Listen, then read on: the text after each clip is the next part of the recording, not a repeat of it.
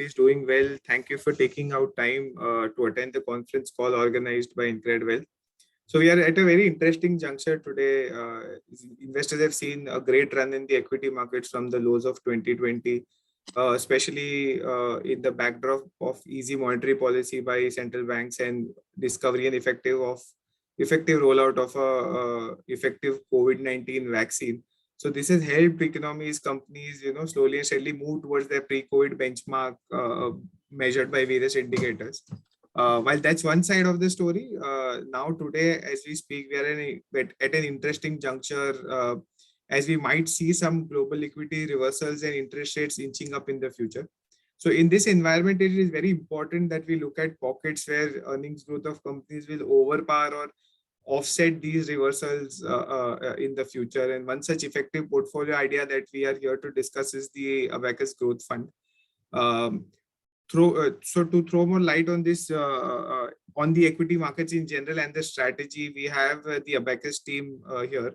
So we have Mr. Sunil Singhania, Aman Chauhan, and Archan Thakur with us today. Sunil, as you all know, has been the CIO at Reliance Mutual Fund and has over 2 decades of experience in equity investing. Aman again is the fund manager for the fund and has had a significant amount of experience at Reliance with Sunil and here at Abacus. So with that, I'll just hand over to Sunil for his thoughts on the markets, and then maybe Aman can brief us on the strategy and his views on the same.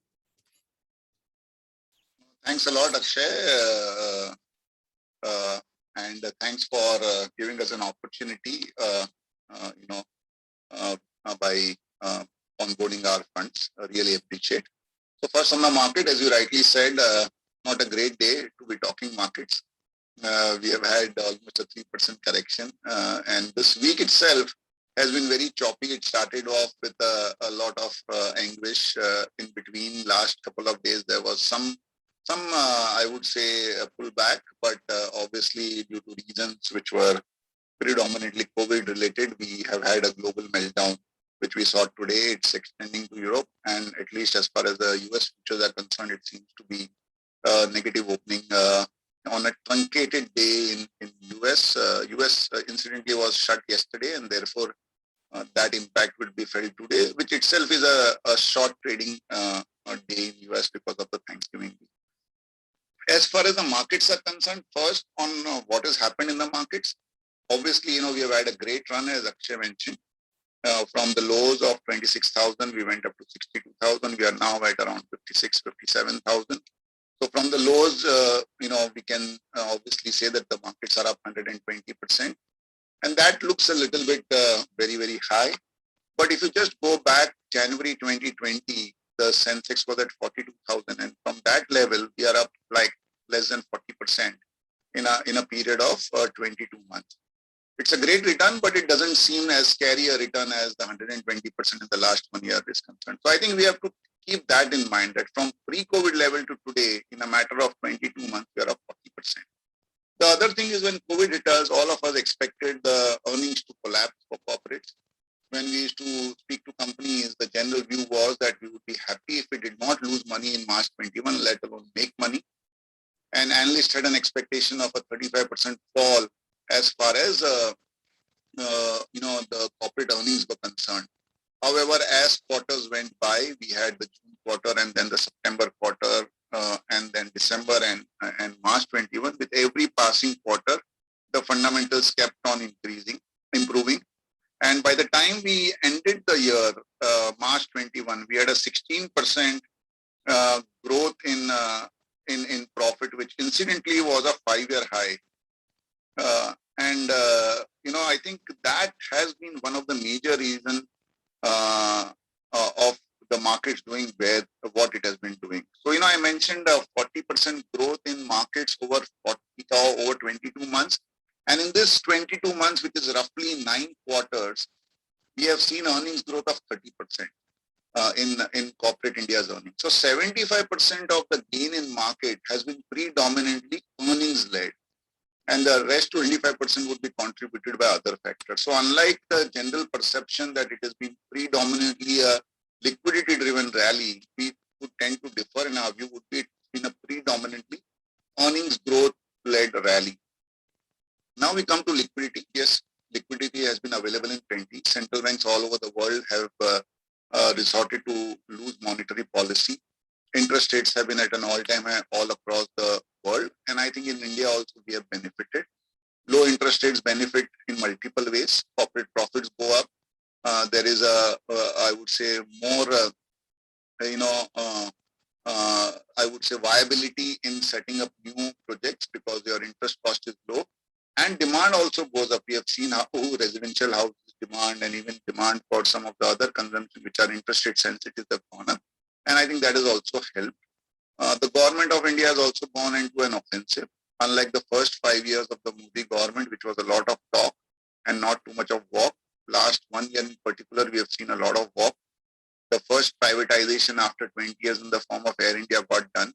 We are also looking at now a further 3 or 4 companies at least by March to be privatized. And this is not disinvestment, it is privatization.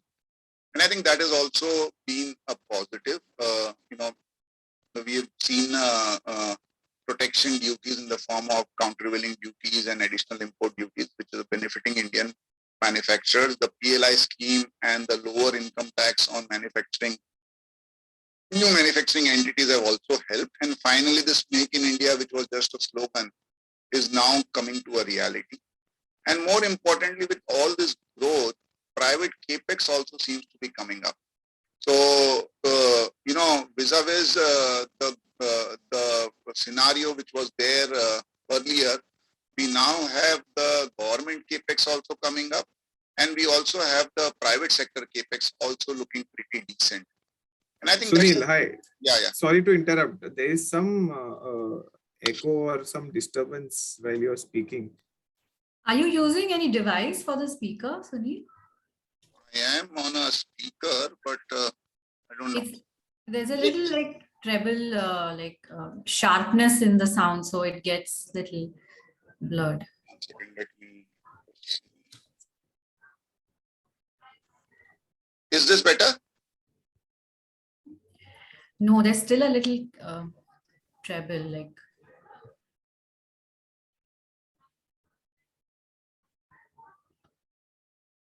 No, we can't hear you now.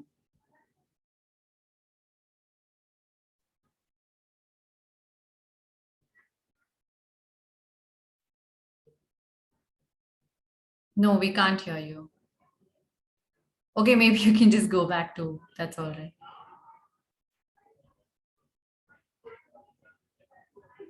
Akshay, you're on mute. Yes, Sunil, please go ahead. Sorry, but we cannot hear you right now.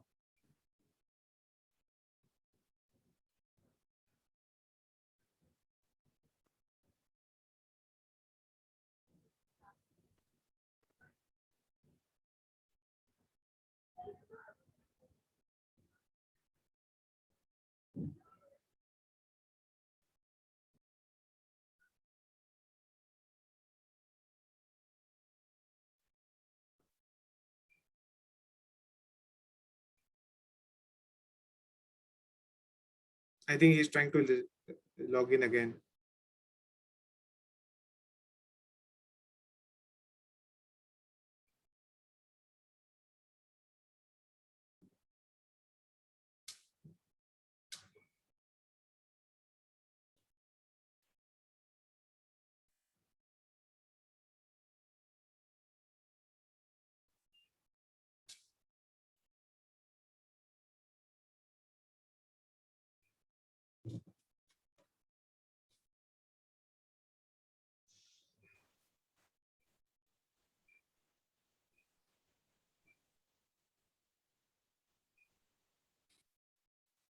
Hi, Akshay. Can you hear me? Yes, Sunil, we can hear you. This is better? Yeah, this is better. Okay, great. Sorry, I just logged out and logged in again. Bola koi issue hoga. So, the manufacturing, as I was saying, because of PLI scheme and anti-dumping duties and all is now a reality. And after a long time, we are seeing both government capex as well as private sector capex coming up. And I think that's a great scenario to be in. Almost after 5 years, we are seeing that. Also, the China plus one strategy seems to be working in some areas. And though there has been disruptions in terms of shipping and all, I think Indian exports have been doing pretty well. On the economy front, we have seen almost the entire opening up of the economy, and we'll come to this new wave of COVID, which is the reason why the markets fell. But by and large, things have opened up. The festive season has gone up very well. The outlook for the next, few months is very good. There are record number of weddings. We have all started holidaying. We have all started also going to functions. Obviously, we have to be careful. But when we speak to companies, the demand during the festive season and later has been pretty decent.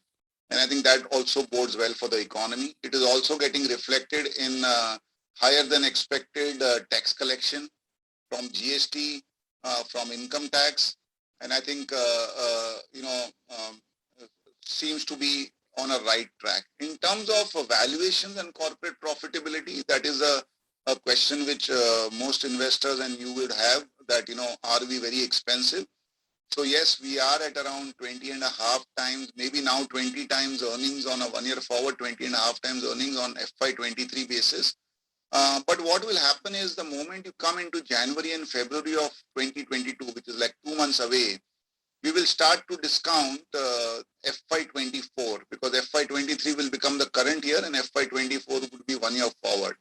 And on that basis, we are roughly around 18 times after the correction as far as PE is concerned, which is not cheap, which is around 10-12% higher than the long-term average, but which is not exorbitantly expensive. And given the fact that interest rates are where they are, and also given the fact that corporate earnings between FY23 and FY24 put together would be almost 50% more than FY21, we do believe that these are reasonable PE multiples. And from here on, decent returns can definitely be made. On the return expectations, yes, last year has been a phenomenal year. Our funds as well as a lot of other funds in the industry have done very well. However, going forward, we will have to moderate our return expectations. And therefore, our view is that from a large cap side, maybe a 9-10% CAGR return expectation. From a mid to small cap side, anywhere between 13-14 to 17-18% returns is what one should expect. In terms of headwinds, very clearly, the headwind which has sprung up, which is COVID cases in Europe, some new variant in South Africa, they have caused near-term concerns, and that has been the major reason why the markets have been soft last couple of days. Even today, as we speak, European markets are down 3%, US futures are down around 2%, Indian markets were down around 3%. However, our view is that it does not, at this point of time, look as scary as what it is being made out to be. There have been a few countries like Germany and Austria which has resorted to lockdown. But the number of cases on new variant in South Africa seems to be right now very minimal. And I think the way, the vaccines have evolved and the way the pharma companies have been working, we don't see a major sort of a spread as far as this variant is concerned. But this is something which we need to sort of keep an eye on. The other thing which has been worrying the markets have been inflation and interest rates. Yes, inflation shot up in the US, and obviously the 10-year G-Sec yield also from 1.2% shot up to almost 1.6566%. However, over the last 2 weeks, metal prices have corrected, almost 10%. Oil prices have corrected almost 10%, including today's 6% fall. We have seen some respite as far as that fear is concerned. And the positive rub-off of this scare on COVID is that across the board, there has been a little bit of reaction as far as commodity prices is concerned, which will allay inflation fears to some extent. And as a result of which, the 10-year G-Sec yields in US yesterday fell from 1.63, 1.64% to as low as 1.5% as we speak. So we don't think that any country can afford right now to have a very aggressive interest rate hike. And, as and when this COVID-related fear subsides, we should start to see interest coming back as far as equity markets is concerned. On the equity market, we have seen a correction of almost 7-8% from the top. From 62,000, we are down to 57,000. On the Nifty, around 18,500 to around 17,000. Our view would be that we are maybe closer to making a base here. Yes, we need to track this COVID scenario, but otherwise our view would be we would be nearing to making a good base. The markets were a little bit frothy. We have mentioned in our last two newsletter also that money making was becoming too easy. There was a lot of momentum. This whole IPO boom was also an indication.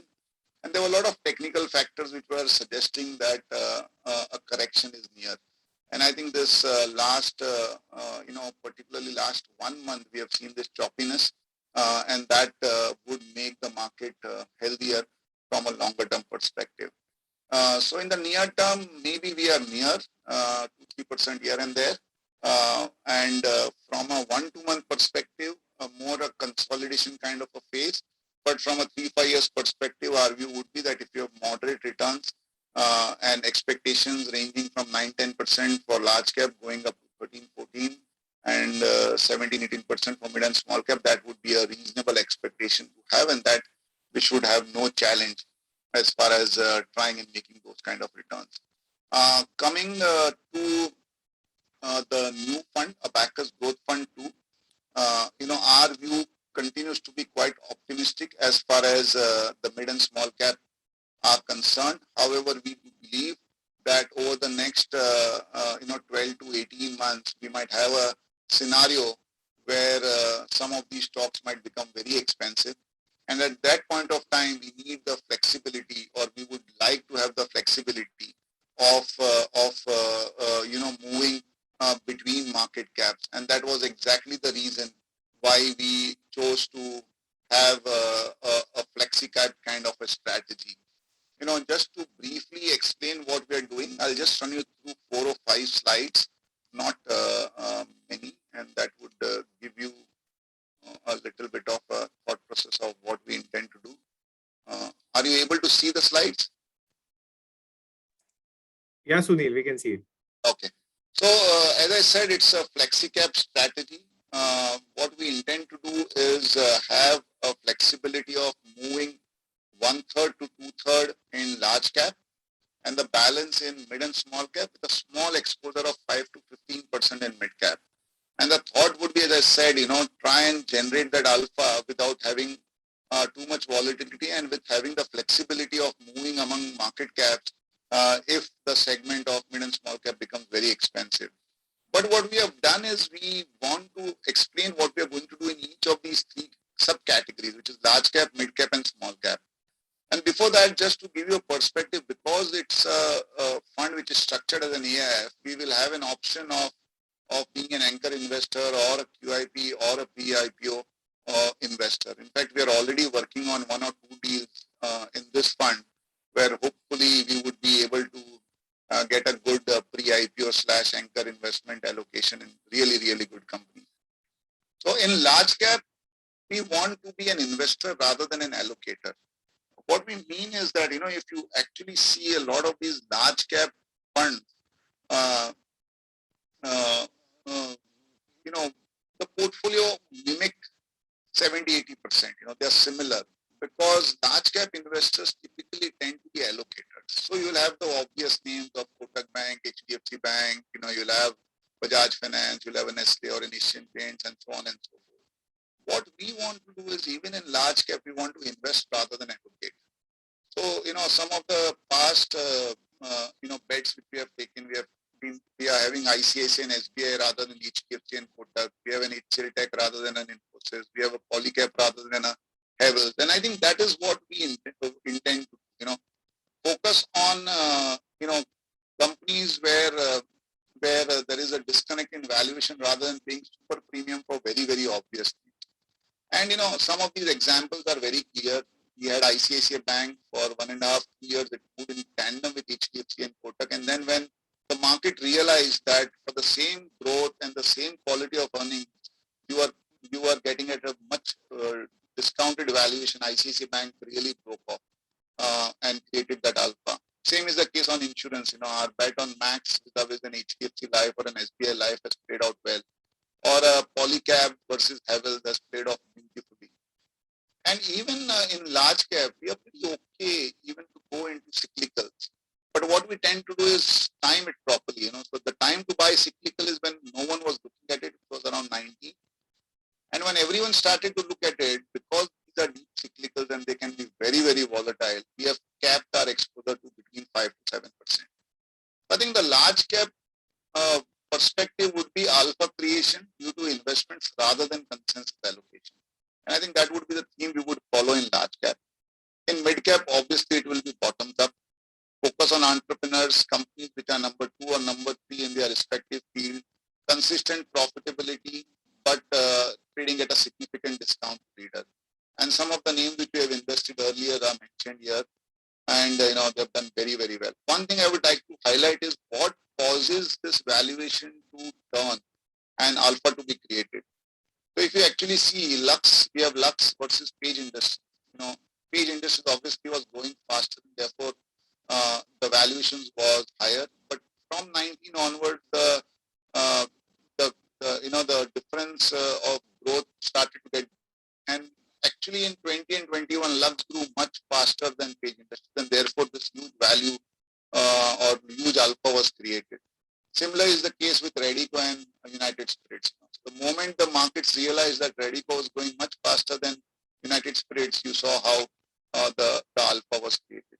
So in mid cap, focus on earnings growth with a re-rating as far as perception is concerned. And on the small cap, obviously huge alpha opportunities. So either the sector is small with great companies in it, or they are emerging themes. So we picked up the digital theme quite early. If you go right, the potential payoff is asymmetric, huge uptick in alpha generation. Some of the companies which have done very well for us, a 5x in Root Mobile, a 6x in Nasdaq, a 6x in Saregama, a 6 to 7x in Brazil. So, it takes small bets of 1-2% and then, let it grow. Because if you go right by way of appreciation itself, they can be like 5-6% of the portfolio. So again, alpha generation clearly as a small cap. So to recap, large cap investments rather than allocation, mid cap, re-rating with consistent profitability, and small cap would be the alpha generation opportunities of a new theme or a segment where, it is being right now not valued as much by the markets. A small slide on the 2 phases. We launched Abacus Growth Fund in July 2018. We are launching Abacus Growth Fund now in October, November 2021. The index level that time was 11,000. Now at today's level, it is 17,000.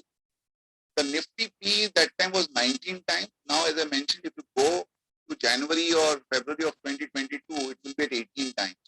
So with a higher index on a 1-year forward P basis, we are almost at the same time. The only thing which has changed is that when we launched Abacus Growth Fund, the mid and small caps were underperforming significantly compared to Nifty. And that's why the focus of that fund was mid caps.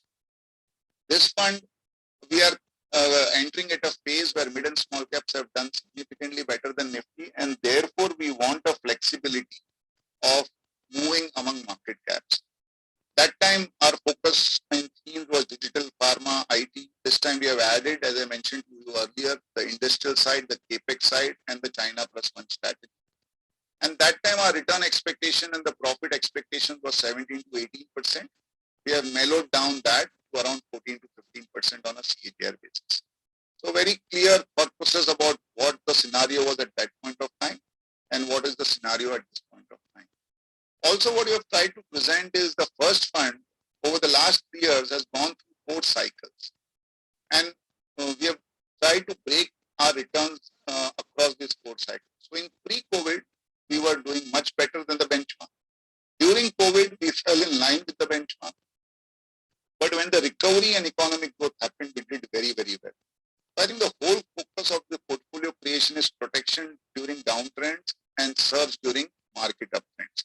And I think that would be the attempt even in this one. And the last slide is to just show our focus on underlying fundamentals. We are a very fundamental driven asset management company. our portfolios are also focused predominantly on the fundamentals. What we have done is we have taken September 20 quarter, December 20 quarter, March 21 quarter, and then March 21 is the whole year. And actually, if you see a Bacchus Growth Fund 1 portfolio in all the 3 quarters and years has had significant higher sales growth, EBITDA growth, and PAT growth compared to the Nifty. There's a significant difference in the growth as far as fundamentals are concerned. And I would say that that has been the primary reason why the fund has done as well as it has done over the last years. And in this portfolio also, the focus would be on buying companies where there can be a sustainable and good profit growth. So to recap, FlexiCap fund across market cap, in large cap, more investment than allocation, in mid caps, the second or third player, consistent profitability and re-rating possibility. And in small cap, try and create huge alpha by picking up a theme or stocks which are in niche segments. Very focused on fundamentals. The fund is already open for subscription. We've already touched 100 crore. We have slowly started to invest. And, luckily for us, the markets are reacting. And that would mean that for this fund, we would get an opportunity to invest during this correction. So this is what I have as far as this fund is concerned. Thanks a lot for listening to me peacefully. Akshay, we can have the questions at this point of time.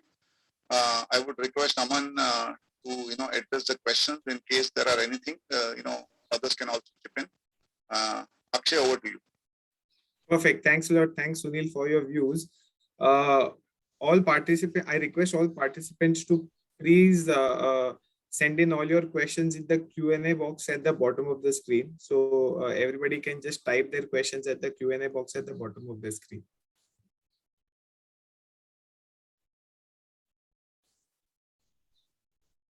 We'll just wait for a couple of minutes for the questions to come in.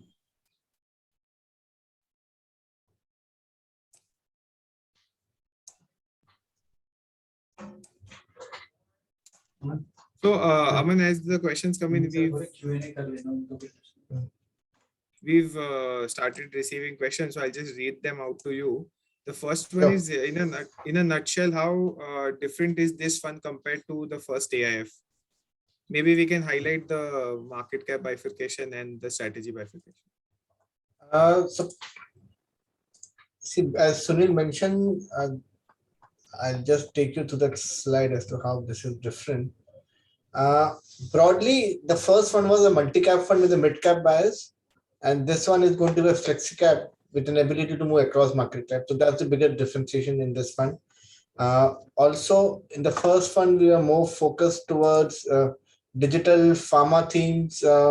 In this fund, we are going to be more focused along with digital pharma into banking, BFSI space, industrial companies and sectors benefiting from China plus one strategy and domestic growth. So clearly, it's going to be a much more diversified fund compared to the first fund, because that time around, the domestic growth was predominantly consumption. This time, it's not just consumption, it's also manufacturing, it's also companies and sectors that are doing well due to the export demand that we are seeing. Perfect. Thanks, Aman. Aman, the second one is your views on the media sector. Have you taken exposure in any of the media stocks? We have a very small exposure into media stocks. Frankly, if you see the last few years and maybe or the last 1 to 2 decades also, media as a sector has failed to deliver to the potential which we found. In 2000, along the tech boom, it was TMT, tech and media, and see where IT sector today and where the media is. One of the key reasons why media has not performed expectation is because, one, there has been lots of technology disruption which has come in, and the traditional media company has been on the receiving end. And second is that many of these companies are driven by non-professional teams. So they are like more of entrepreneurs, or more like promoters, or more like people with a creative brand of mind. Their thought process is completely different from the thought process of a financial investor. So they don't mind paying 100 crore to a star and feel that, okay, I have a movie with a star. And we will feel that why is the need for a star? Pay 10 crores to a normal star. Let the script talk for itself. And even if you make less money, but the spending is also going to be significantly less, and will make a better ROI or a better return, right? So the people that think in a different way. So that's broadly where people have not made money in media. For us, in our PMS, our top holding is a company called Saregama, that in the media space. We have a very small exposure in ZTV, which we took recently once the management change and the initiatives around that came in. And that's broadly where our media exposure today is. Great. Thanks, Aman. What are the new themes in the portfolio? So new themes in the portfolio, what as I mentioned, China plus one strategy benefits. So textiles is doing well, garmenting is doing well. India has started exporting even basic things like tiles, which earlier we used to import. Right, chemicals is a large sector now, doing pretty well because of China issues. So these are going to be new sectors. Along with this, EPC companies, manufacturing companies is also going to be a big focus area for. Thanks, Aman. Aman, one question on the public sector stocks. Public sector stocks are trading below book value, likes of NHPC, Union Bank, etc. So, what's your view on that? We are frankly not a big fan of PSU companies. Yeah, they trade at a significant discount to the market, and there is a reason for that, because ultimately, what is the multiple that you pay? The premium that you pay over the profit is that 5 times, 10 times, 15, 20 times profit, or the 20 times P that we pay is for the potential to grow and for the management quality and for the business that these companies are. In PSU sector, that is something which is lacking. Most of the PSU companies would either be a monopoly or a duopoly because of the government rules and policies, and clearly the top management interest is not aligned. They are all in a job. They want to finish the 9 to 6 timings, take the salary and go back home, right? So very few companies are something which is worth investing into, where value is there and which can also get realized. For example, we have State Bank of India. That would be the only large PSU holding that we have. Otherwise, broader less, we don't have any major PSU exposure. And the key reason for that is the same, that you give a multiple for the management quality and for the growth prospects, which we feel are not present in the PSU sector. Thanks, Aman. Aman, one more question related to COVID is, with the resurgence of COVID, new variants or country lockdown, etc. Do you expect earnings growth to come off for your portfolio companies? Too early to say that. Frankly, at least for now, data doesn't say that India is headed towards the lockdown. Definitely not towards a complete lockdown. Maybe some pockets of lockdown. Eventually, if some areas pop up, like for example, I'm hearing that cases are rising in Jaipur and Calcutta or something. So some cities there might be, but I'm definitely not expecting a pan-India lockdown the way we had in first wave. So early to take a call as to what could be the earnings hit because of the third wave if it happens. A bit early, but overall for now, I think it's just a 10-15% probability that there's going to be a significant earnings impact because of the COVID. Great, thanks. Aman, your views on specialty chemicals as a segment?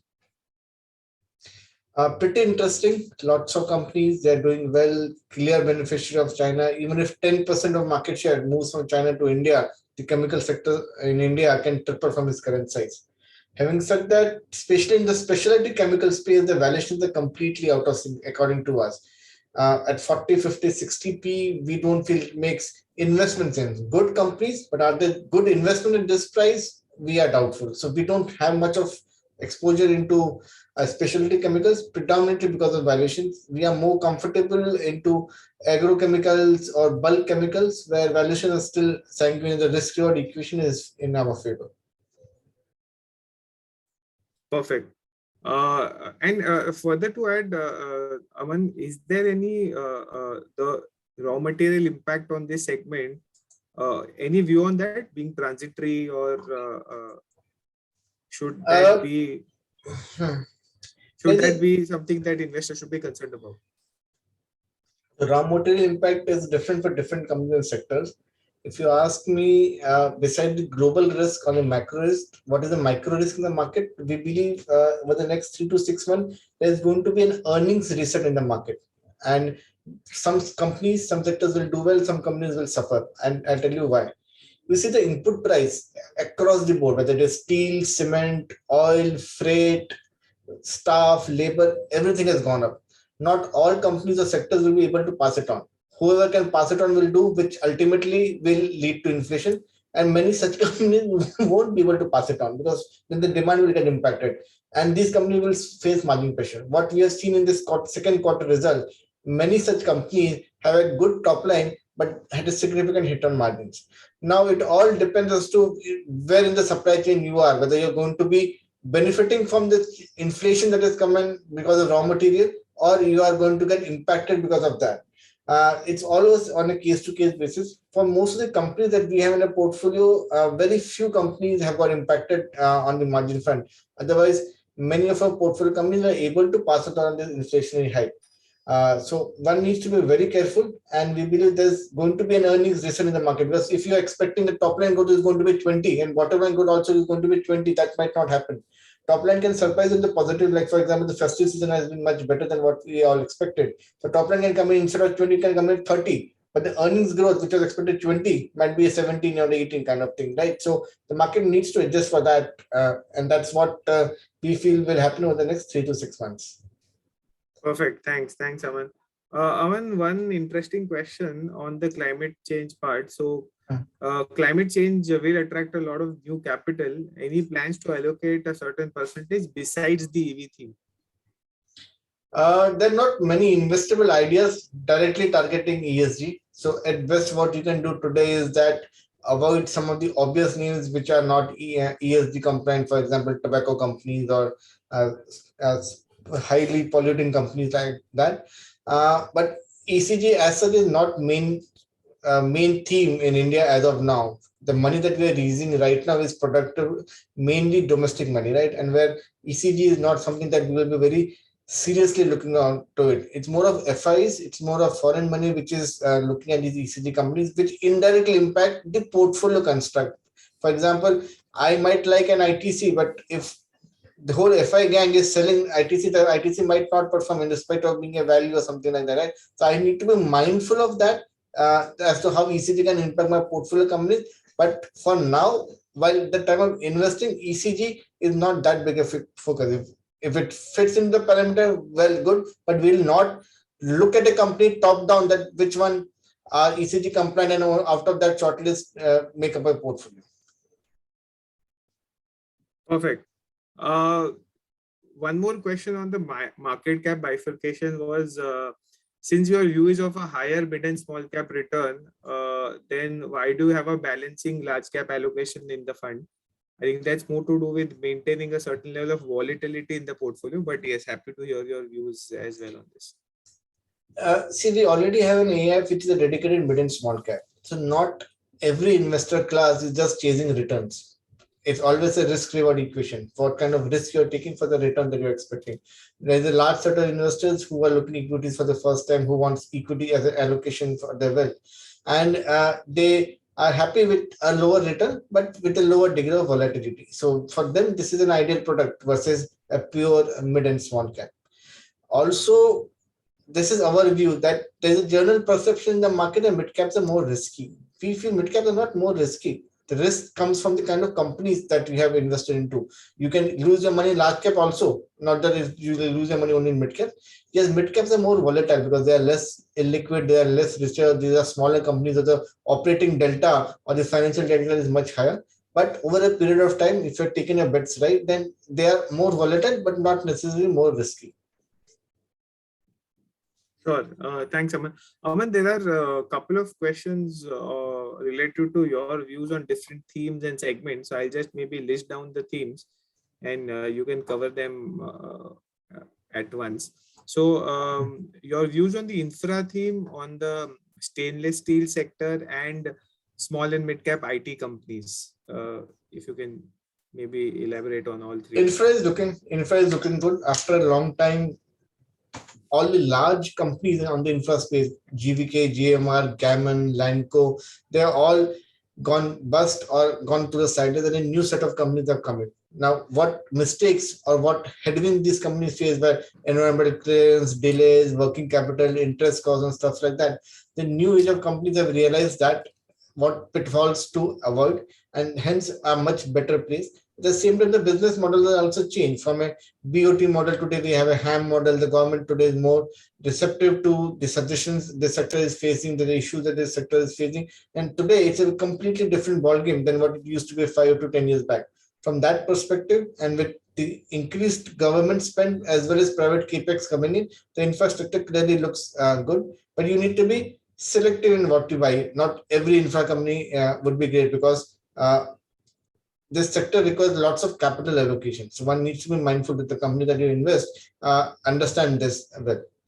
As far as stainless steel is concerned, India's largest private stainless company, Jindal Stainless, it's in our portfolio. It's in our top 10 holdings, and it's a public information. We like this space. It's a small sub-segment within the steel sector, but if you see why we like stainless steel versus steel, is because half of the stainless steel demand comes from B2C, which is a consumer demand. So it's not as cyclical as your normal steel cycle would be. Also, the input cost and output prices of stainless steel is completely different. So because of this B2C angle to this segment within the steel sector, we prefer this segment. So we don't have a direct steel exposure. We don't have a Tisco or a JSP in our portfolio, but we have steel exposure via stainless steel, and we have Jindal Stainless in our portfolio. With regards to small IT companies, also one needs to be very careful, because half of the IT, mid-cap IT today trades at a premium to TCS and Infosys. While somebody can justify that the growth rates are higher, but at the same time, you need to realize that these are still smaller companies, and right now demand environment is fine. Maybe 3 years later, that might not be the case. So in the near term, the mid-cap IT companies will continue to do well. The growth rates will be higher than the larger companies, and they might trade at a premium, but one needs to be pretty mindful of what kind of premium that is doing. So we would like to balance this out. So we don't have a Mindtree or an LTTS in our portfolio, or maybe a Tata Elxsi, which is trades at some 60-70 P multiple, but we have a Mastek which trades at 25 times, or a Birlasoft in our portfolio in this space. So we like this space, but at a certain price. Thanks, Aman. Thanks for your views. One question, since the fund will have the flexibility to do some pre-IPO allocations as well, a question related to IPOs is, obviously there is some kind of frenzy in the market in terms of IPOs and unlisted segment of the market. Any IPOs that you think look attractive from a valuation perspective, or you guys have eyes on? We have been very selective in IPOs. So neither did we apply Nykaa and made money, nor did we apply in Paytm and lost money. The last large IPO that we did was Paras Defense, and clearly that has been one of the big winners in the IPO space. It's been almost 3x, more than 3x post listing. So we are pretty selective in the IPO space. There is lots of frenzy, nothing against it, because these are new age companies, technologies, and the kind of growth rates they are witnessing is clearly eye-popping. But as I always mentioned, for us, risk reallocation is pretty important. So you could be growing at 200%, but for that, if I have to pay you 800% premium, then I'm not clearly keen. So if you're going 200, I can pay you 300% premium, but not 800. So in that sense, if there's a decent IPO which is coming in, where the valuation and the growth prospects are decently priced, then we will definitely look at it. For example, there's going to be a company called CMS, whose IPO is coming. We are positively looking towards that company. There could be other companies in the manufacturing space which are looking forward for the IPO. So we are looking and considering those names. But if something is there which is pretty expensive and which we can't understand, it's happy to pass those names. Sure. Thanks, Aman. Any EV related stocks you're betting on or you're looking at in your portfolio? We are looking at, frankly, there are not many direct plays. There are very few direct plays. Indirectly, you can do it through an auto ancillary space, and it's a very limited space as we speak. But yeah, we are it's a disruption, and it's on our face. So it's just a matter of time when the whole automobile industry will move towards EV. So you can't miss this space. Unfortunately, there are not many listed options available in the market, but after the few that are, we are considering and looking at them. Perfect. Thanks.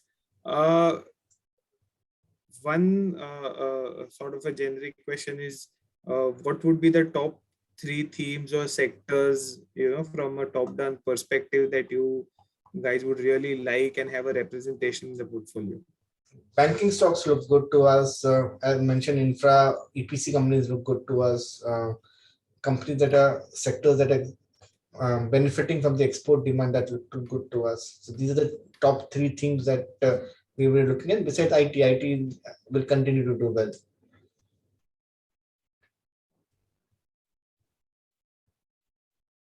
Thanks, Aman. Uh, uh, any allocation to cement in the fund? Yeah, currently we have single digit exposure to cement in both our AIFs, and in the new AIF also there will be some cement exposure. It is not going to be something which is significant, but say mid single digit kind of exposure, 5 to 10%. Sure. Aman, we also have a few stock specific questions as being a part of the portfolio. I don't know if you would be comfortable answering those. There are certain names that the clients want your views, and if that's a part of the portfolio, that's going to be a part of the portfolio. So I can see the queries, whatever I can answer, I'll answer them. Cassette company is Saregama. Yeah, Saregama is our top holding in our PMS. But from these levels, we are not taking fresh exposure. It's already been 5x for us.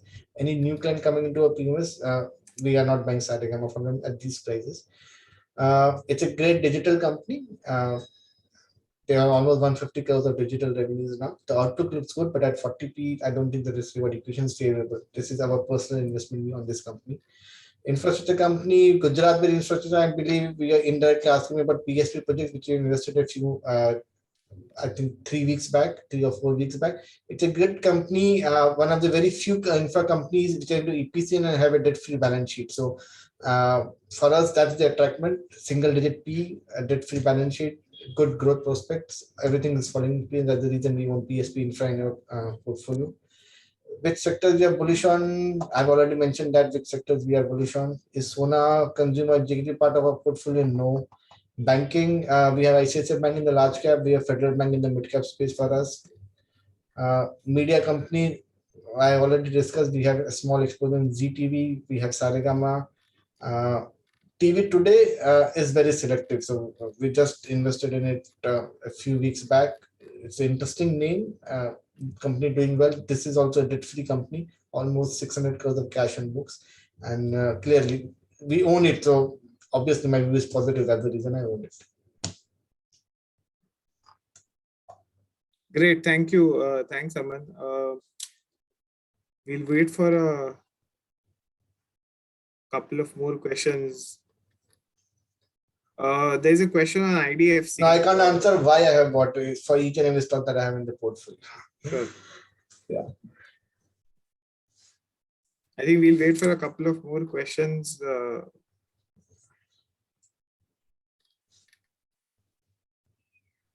Which can be, a little more on the strategy and sectors. There'll be some limitations in answering stock specific or name specific answers per se. So we'll wait for some strategy level questions.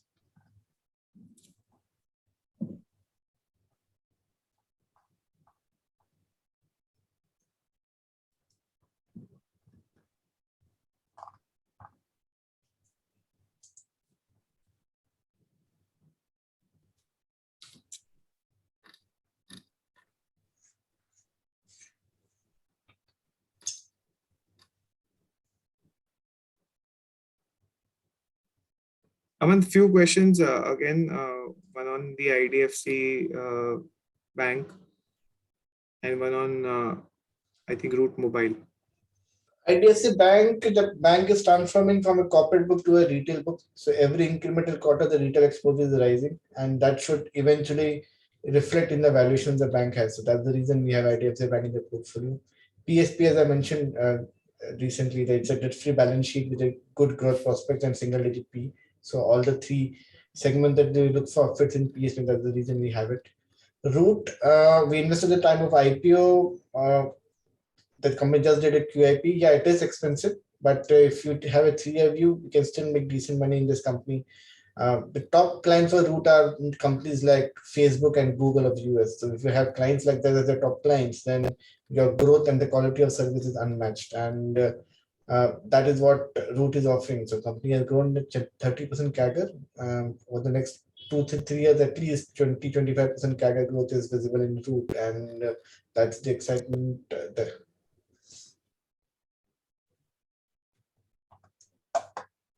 Thanks, Aman. Aman, one question more on the strategy level would be what would be the 2 to 3 strict no's while picking a sector or a company? One, there has to be visible earnings growth. So we like value, but if value comes without a trigger or earnings growth, then the value becomes deep value. So only value is not something that we look for in any company. There has to be an earnings growth. Second, strict no is broken balance sheets. So the company can go through a cycle, company can have a headwind from a micro or a macro perspective. But if the balance sheet is broken, we feel it's very difficult for the company to bounce back. So we clearly avoid these companies. Third is clear trading. We don't do 5, 10, 15% trading, no derivatives, no technicals, no charts. We do pure fundamental investing. So anything besides that is a strict no for us. And no, we don't have HDFC Bank or Kotak Bank in our portfolio. Instead, we have ICICI Bank and SBI Bank in the large cap.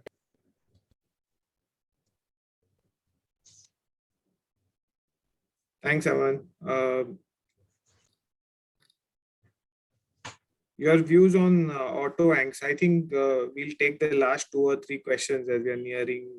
Because so because Dr. Ashira indirectly asked the whole portfolio business, so why I own and what I own. Nevertheless, so not very excited on auto ancillary space because the rising steel price will have an impact on the margins, and many companies will face the EV disruption. So one has to be very selective. We don't have a very significant exposure both in auto as well as auto ancillary as we speak. Insurance is good, steady, 15-20% compounding return expectation from the insurance sector.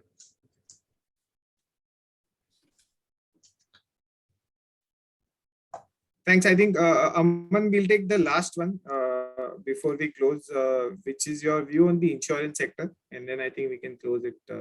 Yes, sir. Insurance is a steady 15-25% return compounding for it. Its penetration levels in India are still low. We have decent companies in the market which are listed, and they all seem to be doing decently well. It's a big macro tailwind for this sector, and it's a steady compounding return expectation sector for us.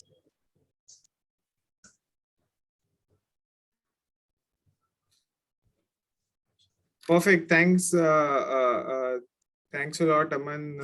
Thanks for sparing time and coming on call.